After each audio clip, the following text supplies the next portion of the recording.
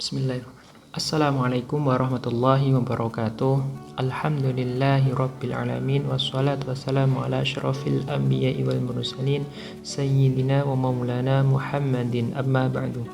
Alhamdulillah, pada kesempatan kali ini saya beserta santriwan dan santriwati Ma'had Darul Ilmi Iman 2 Kota Kediri dapat melanjutkan pembahasan atau kajian kitab takrib yang mana menyambung dari pertemuan sebelumnya yang akan dilanjutkan pada pertemuan hari ini yang akan membahas tentang faslun, tentang hal-hal yang membatalkan wudhu.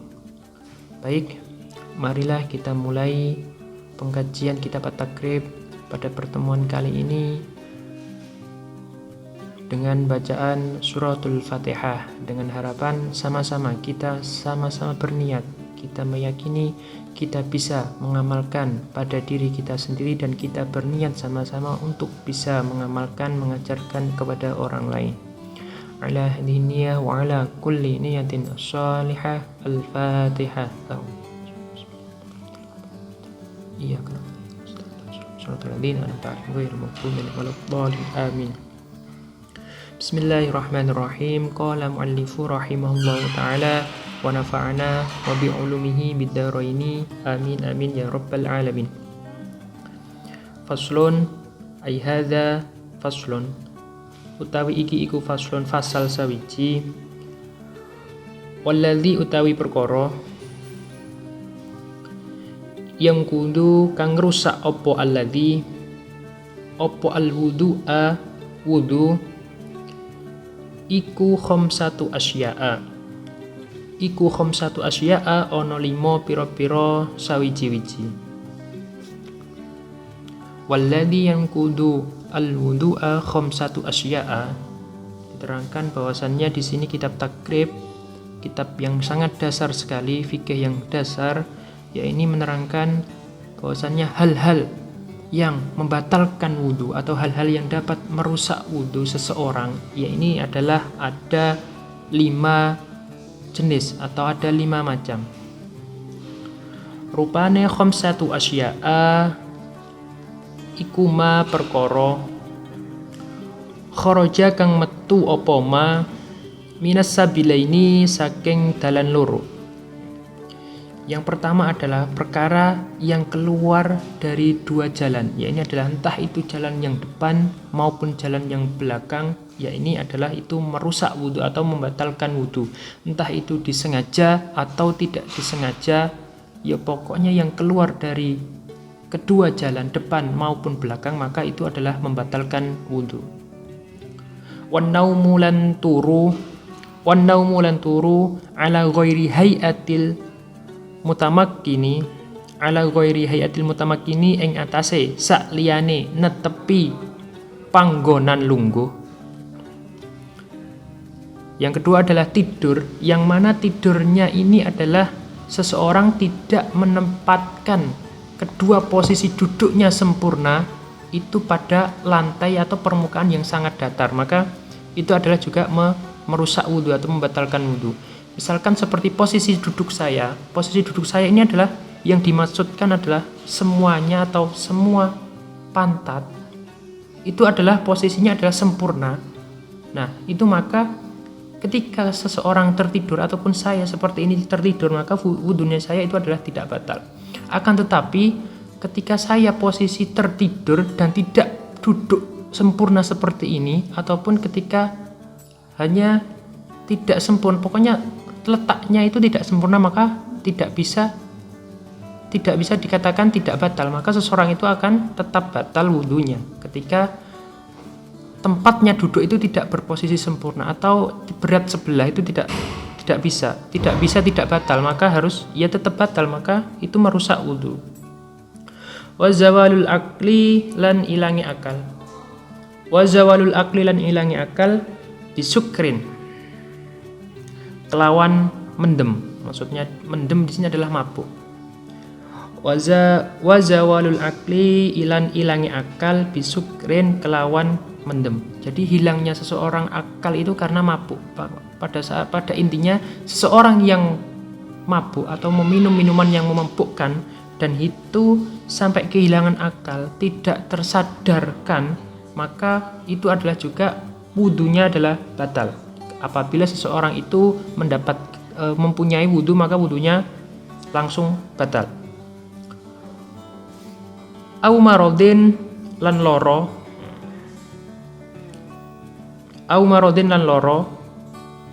dan ini adalah yang sakit, atau seseorang itu adalah sakit, yang mana sakitnya itu adalah pokoknya sampai sakitnya dia tidak bisa, pokoknya hilang, tidak sampai tersadarkan. Nah itu juga batal wudunya. Walamsu lan gepuk sopo rojuli wong lanang. Walam surrojuli, ya ini adalah megangnya seseorang laki-laki. Walam surrojuli lan gepuk wong lanang almar'ata ing wong wadon al ajnabiyati kang bangsa liya. Jadi megangnya seorang laki-laki kepada wanita lain, nah itu juga membatalkan wudhu. Yang dimaksud di sini adalah seperti itu. Jadi seseorang yang bukan melainkan seseorang lawan jenis tanpa ada ikatan, maka itu ketika bersentuhan, entah itu bersentuhannya disengaja maupun tidak disengaja, nah itu tetap membatalkan wudhu.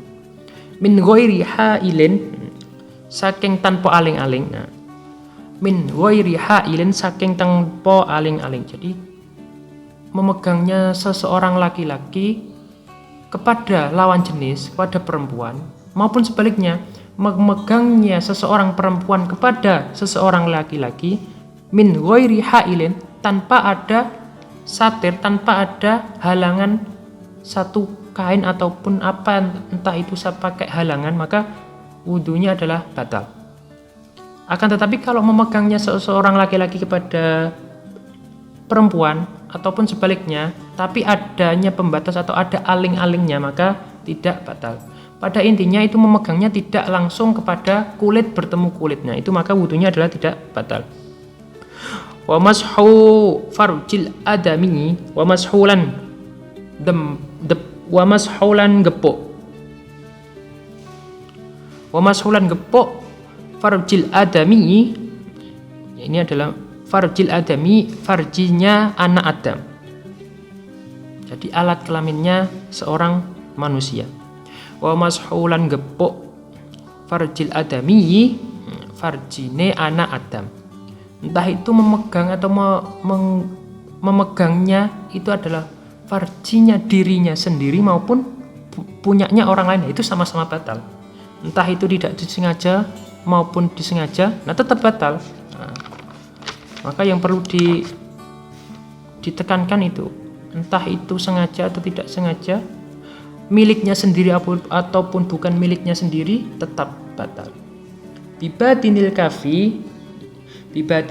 kafi kelawan jerone epek-epek loro. Jadi memegangnya itu yang dimaksud adalah bibatinil kafi, menggunakan ini yang dalam, bagian tangan yang dalam. Wa mashu halqati duburihi, wa mashulan gepuk halqati duburihi, gepuk dubure wong, maksudnya ini memegang alat kelamin yang belakang. Nah ini juga batal. Ala jadidi ing atase kaul jadid, ya ini adalah yang sebagaimana telah yang kaul atau pendapat yang muhtamad atau pendapat yang dikukuhkan, ditekankan, maka batal hal-hal yang seperti itu tadi. Bismillahirrahmanirrahim. Faslun, ai hadza utawi iki iku faslun fasal sawiji, walladzi utawi perkara yujibu kang wajib al-ghusla ing adus iku sitatu asya'a, iku 6 piro-piro sawiji-wiji. Bab yang selanjutnya ini adalah pasal menerangkan hal-hal yang wajib dibasuh ketika mandi. Itu ada 6 perkara. Oh, maaf. Walladzi yujibul ghusla sittatu asya'a, hal-hal yang mewajibkan seseorang itu mandi. Nah, ini ada 6. Salah satun utawi kang telu iku tashtariku, iku sekuton, iku tashtariku sekuton fiha ing dalem salasa. Sekuton itu maksudnya berhubungan gitu. Sopo arrijalu piro-piro wong lanang, wan nisa'u lan piro-piro wong wadon. Jadi yang menyebabkan yang pertama di sini diterangkan itu adalah seseorang yang berkumpul laki-laki dan perempuan, maka setelahnya diwajibkan untuk mandi. Wahia utawi telu salah satu ittiqaul khitanaini, ittiqaul khitanaini bertemune sunatan loro. Jadi tashtariku fiha itu adalah dengan sampai ittiqaul khitana ini, sampai bertemunya dua alat yang sudah berkhitan lah, maka itu adalah diwajibkan untuk seseorang itu adalah untuk mandi. Wa inzalul mani lan metune mani, wa inzalul mani lan metune mani, dan keluarnya sperma. Nah, ini adalah juga diwajibkan seseorang itu adalah harus mandi. Wal mautu lan mati, seseorang yang meninggal bahwasanya itu harus dimandikan terlebih dahulu. Maka tidak bisa mandi sendiri ya, karena memang kalau orang sesusah mati itu kan wajibnya harus dimandikan terlebih dahulu. Kecuali seseorang itu yang meninggal karena meninggal karena syahid, mati syahid. Nah, maka diperbolehkan tidak dimandikan. Wa salah satu utawi kang telu iku takhtasu biha an-nisa'i, iku takhtasu biha an-nisa'i, iku dadi khusus sapa an-nisa piro-piro wong wadon. Jadi yang tiga selanjutnya ini adalah khusus untuk wanita.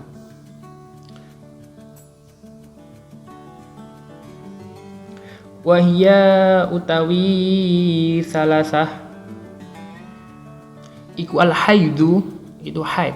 Jadi seseorang yang haid, setelahnya haid itu ada diwajibkan mandi. Wan nifasu lan nifas, dan seorang yang nifas. Wal wiladatu dan wiladah itu adalah setelah seseorang perempuan itu melahirkan. Nah, tiga ini adalah khusus untuk perempuan, maka seseorang yang setelah haid, setelah nifas, setelah wiladah, nah itu adalah diwajibkan untuk mandi. Faslun, ai hadza faslun utawi iki iku fasal. Wa faraidul ghusli iku salah satu asya'a. Wa faraidul wal faraidul ghusli utawi piro-piro fardune adus. Wa faraidul ghusli lan piro-piro fardune adus, hal-hal yang wajib dibasuh ketika seseorang itu adalah melaksanakan mandi. Iku salah satu asya'a, telu piro-piro sawiji-wiji. Rupane salah satu asya'a an-niyatu. Ya, ini adalah niat. Yang pertama adalah tetap seseorang itu harus berniat, menyengaja berniat. Wa izalatun najasati lan ngilangake najis. Jadi berniat yang pertama adalah berniat, yang kedua adalah wa izalatun najasati, menghilangkan najis. Ingkanat lamun ono opo najis. Jadi seseorang itu ketika di badannya ada najis maka harus niat untuk menghilangkannya. Ala badanihi ing atase badane wong. Ala badanihi ing atase badane wong. Wa isalul ma'i lan nekake banyu. Wa isalul ma'i lan nekake banyu. Ini adalah mengalirkan air. Ila jami'i syairi marang sekabehane dari atas rambut wa basyarati lan kulit. Jadi harus mengalirkan air dimulai dari atas atau dari kepala sampai meratakan sampai kulit-kulit yang ada di badanihi, ala badanihi, yang ada pada badan seseorang tersebut. Wa sunanihi utawi pira-pira sunahe adus. Wa sunanuhu lan pira-pira sunahe adus iku khamsatu asya'a. Iku ana 5 pira-pira sawiji-wiji. Jadi ada juga kesunahannya seseorang mandi itu ada.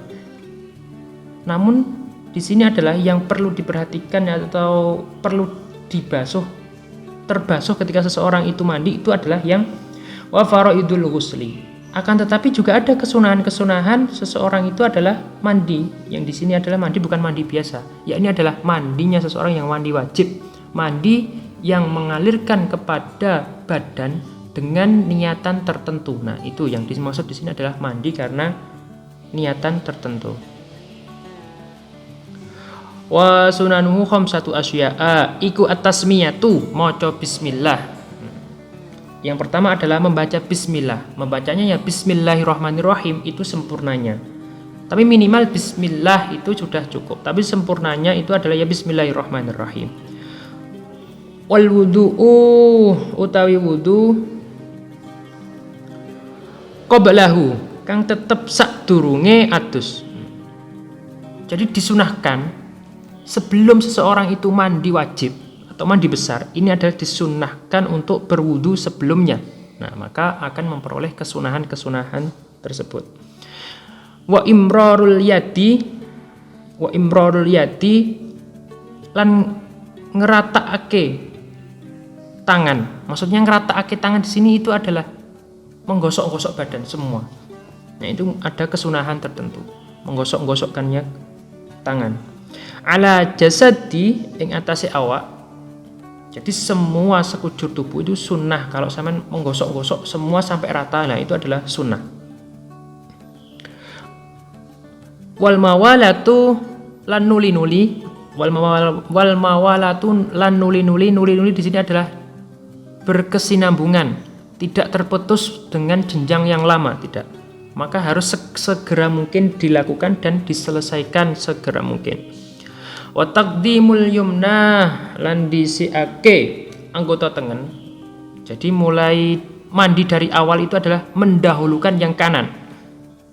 Mulai dari menggosok sampai menggosok seluruh badan, anggota badan. Wa taqdimul yumna mendahulukan anggota kanan alal yusra ing atase anggota kiwa.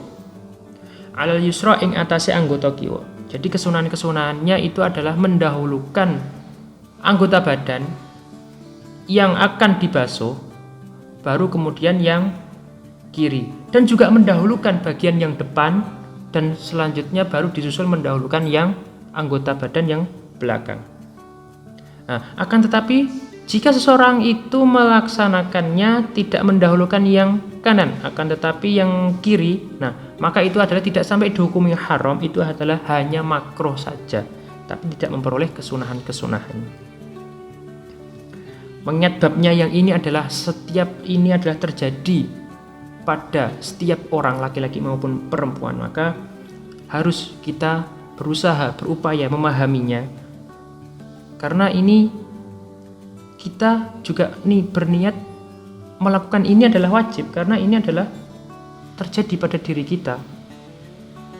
maka tidak kalah penting untuk kita fahami dan kita lakukan ketika kita terjadi hal-hal yang semacam-macam yang sebelumnya. Maka seseorang itu pasti akan mengalami hal-hal yang pada kajian pada hari ini. Maka harus juga kita melakukan bersucinya dengan sedemikian itu. Maka ada tata caranya.